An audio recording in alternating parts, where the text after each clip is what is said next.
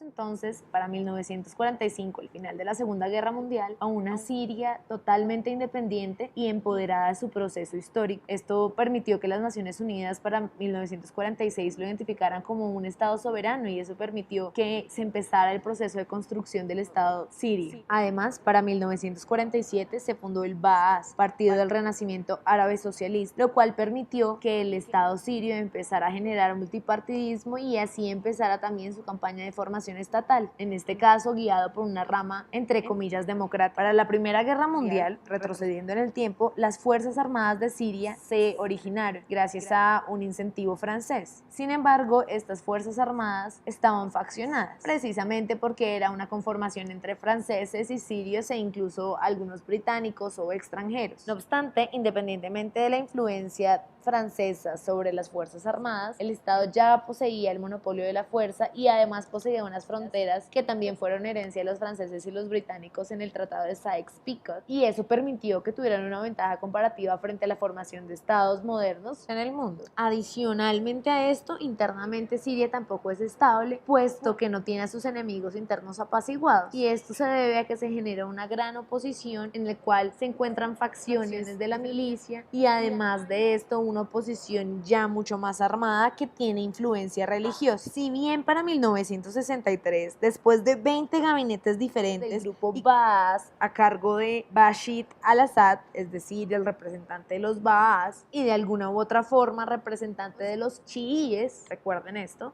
no genera que Siria sea una población o un estado o un gobierno lo suficientemente resistente frente a las amenazas externas e incluso a las mismas internas que nunca desaparecen desde el momento de la creación del Estado sirio. No se puede negar que hubo algunos intentos, como la coerción poblacional, porque nuevamente el monopolio de la fuerza sí existía y pues no permitían que la población generara revueltas ni actos bélicos, ni les permitía tener un acceso a bienes importados, etcétera, etcétera, etcétera. A su vez, se da la generación de la OPEP, que es la Organización de los Países Exportadores de Petróleo, se da un sistema pluripartidista, se da un apoyo externo por parte de la Unión Soviética y China, como lo habíamos mencionado anteriormente, pero esto no es suficiente, porque el hecho de que un estado en formación se encuentre en constante lucha bélica interna y externamente no permite que se consoliden las instituciones necesarias para que haya un establecimiento adecuado de lo que el poder central debería representar en un país, que son las de arbitraje, distribución, producción y protección,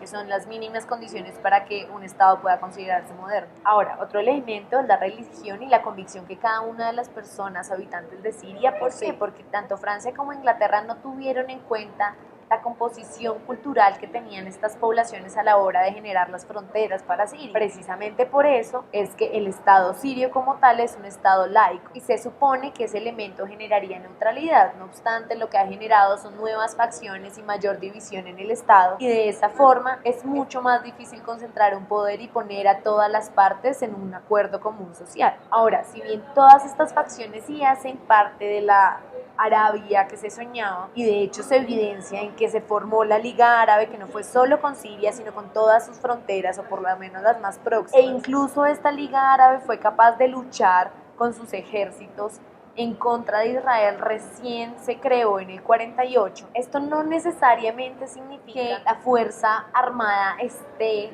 monopolizada y totalmente controlada, sino que por el contrario lo que representa es un sentido nacional fluctuante. Ahora, este acuerdo común árabe también se ve expresado en otras instituciones como son la OPEP o el ejemplo de la República Árabe Unida, que se dio con Siria y Egipto, guiada por las intenciones de Gamal Abdel Nasser, que era el presidente egipcio del entonces y que representaba perfectamente lo que el panarabismo quería expresar. No obstante, en el acuerdo de Camp David, que es el acuerdo que hace Egipto con Estados Unidos y con Israel para que se acabe la guerra, la lealtad siria frente a Egipto se ve quebrajada, y esto también marca su identidad, lo que son, porque se pierde parte de lo que la Gran Arabia y el panarabismo significaban. Esto como nación significa que la población ya ni siquiera confía en su propio Estado porque ni siquiera sus aliados fueron leales durante este conflicto. Esto nos hace cuestionar si verdaderamente la población considera que todos están contra ellos desde una visión externa o si simplemente no los comprende, o por otro lado cuestiona si verdaderamente lo que ellos están haciendo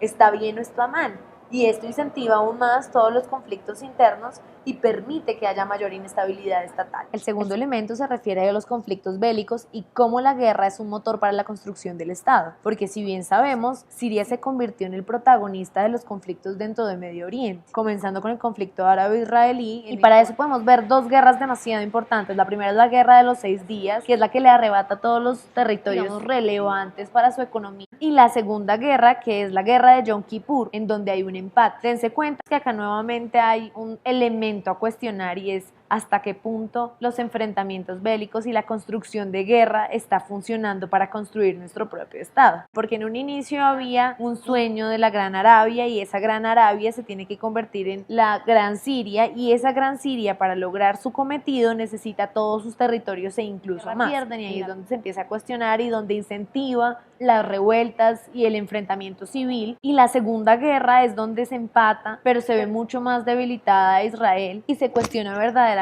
si sí se tiene la fuerza necesaria para continuar con ese proyecto imperialista. La segunda parte de este elemento entonces son los conflictos internos que se tienen entre facciones y vecinos, porque hay dos conflictos muy relevantes. El primero es Irak, que comparte el mismo partido y desde un inicio estuvieron por la misma filosofía de cómo formar un Estado, sino que con diferentes puntos de vista. Por otro lado están los kurdos, que no solo están ubicados en Siria, sino en partes que son frontera con Siria, y desafortunadamente en todos los lugares donde están ubicados son minoría, entonces luchan porque les devuelvan ese territorio. Y finalmente están los suníes